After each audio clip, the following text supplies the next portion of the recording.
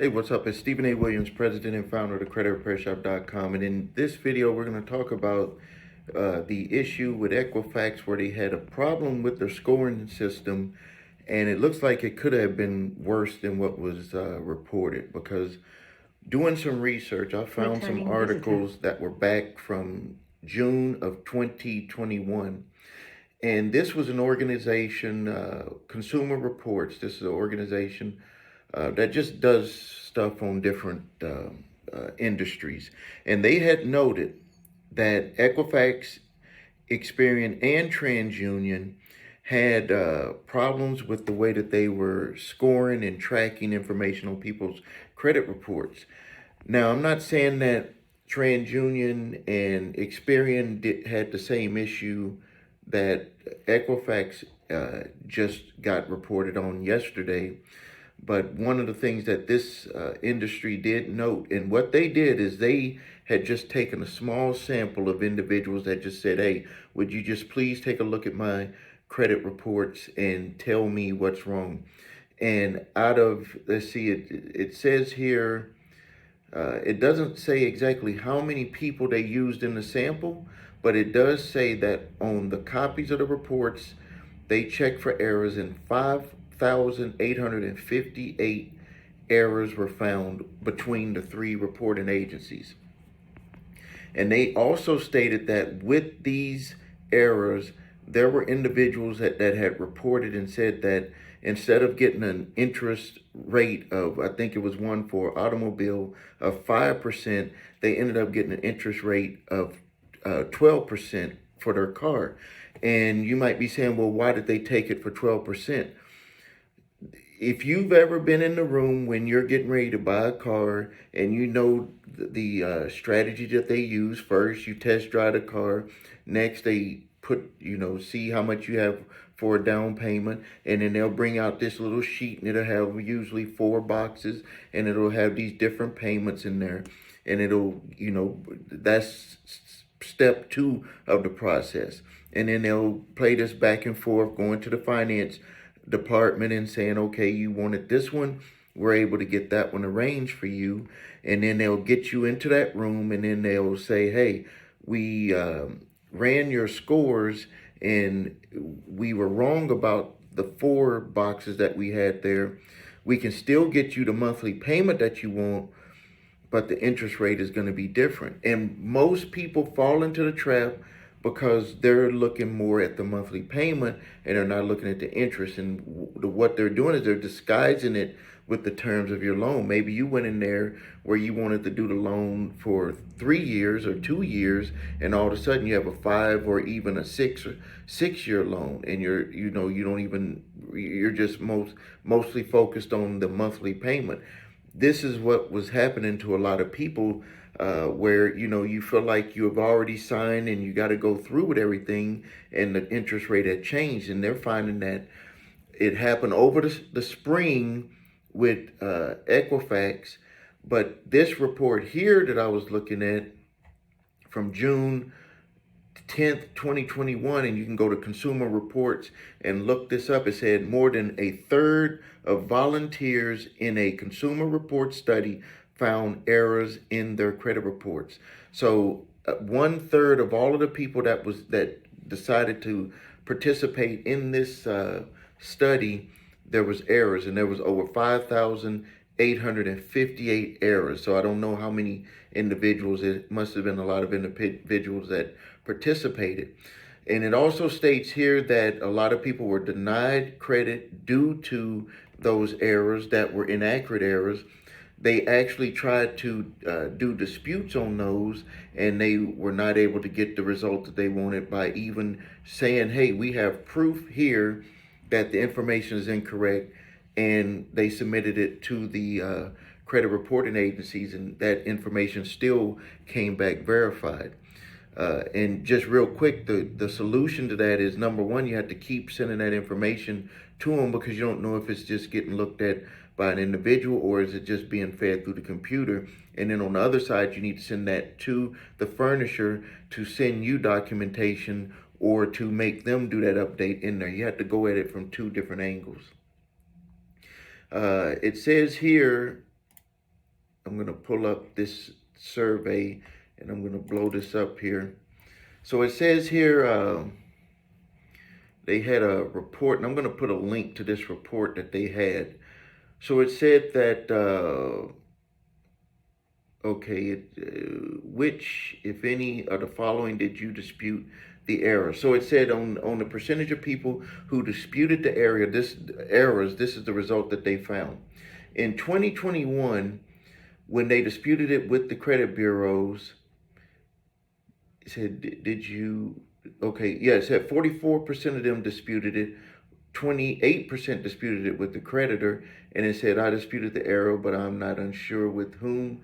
18% did not dispute, 22%. So 22% of the people didn't even care to do anything about it. It says here, were you able to get the error fixed? It said, now this is crazy. This is what shows where we have a problem with credit reporting, is that it said that in 2021, 57% of the people who submitted information was able to get it fixed.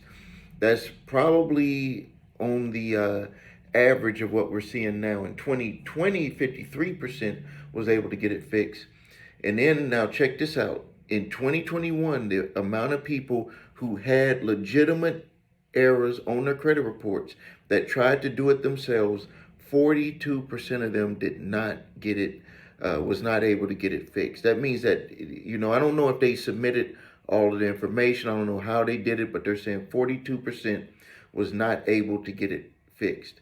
And then in 2020, 47% was not able to get it fixed. Let's see here if they went into more, or they're talking about in some other stuff here. So with this survey, that's what I'm saying. It is very tough for people to be able to get this done, because it's a lot of back and forth. It could be frustrating for people. People quit. They're wondering why, if I submit it once, why doesn't it work? I submit it twice, why doesn't it work? It's because we're always singular, where we think if I send this, it's like if I'm sending this piece of mail to an individual or to a company that I'm a customer with, they look you up, stuff is worked out. When you're sending it to the bureaus, yes, in essence, we're customers, but we're what's called indirect customers. Did you ever submit to TransUnion, Equifax, and Experian your information to post up there on your credit reports? No, you never did. So in essence, you're an indirect customer of them. It's not like you, with your car finance company, you signed up, they got your information, you have a direct line for your account. And this is hard for people to understand. And it's a huge problem, because this is happening with a lot of stuff that's going on. I was never a direct client of TransUnion, Equifax, and Experian. You were not either.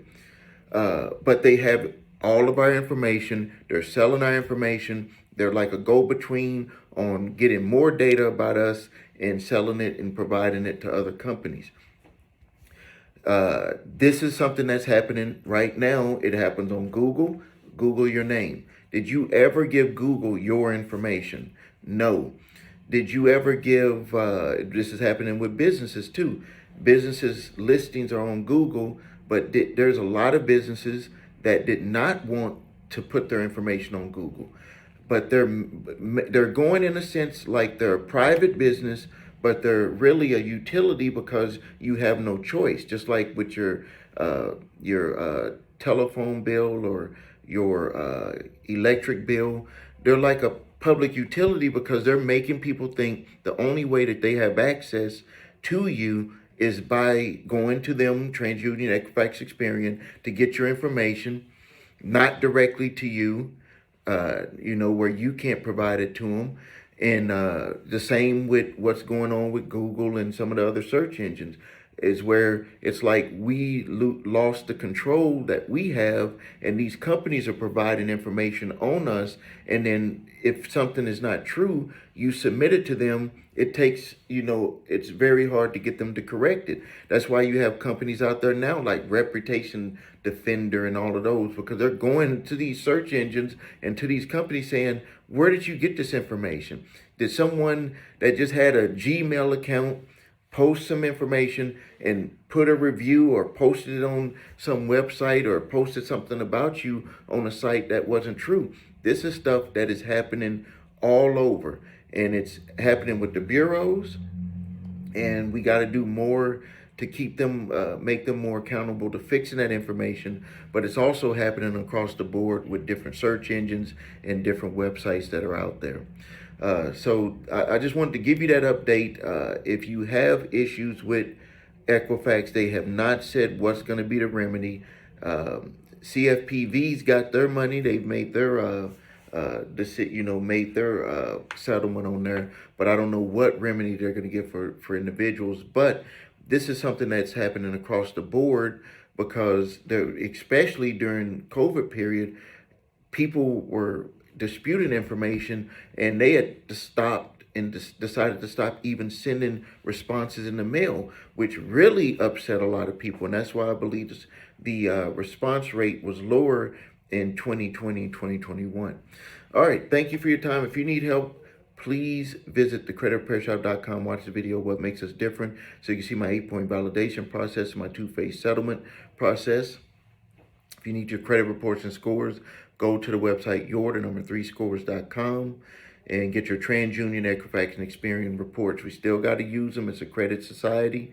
That's where we're at right now.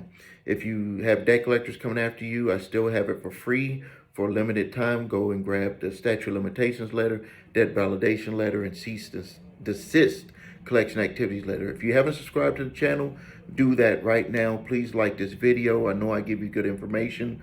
And please post your comments and share this video. Thank you for your time.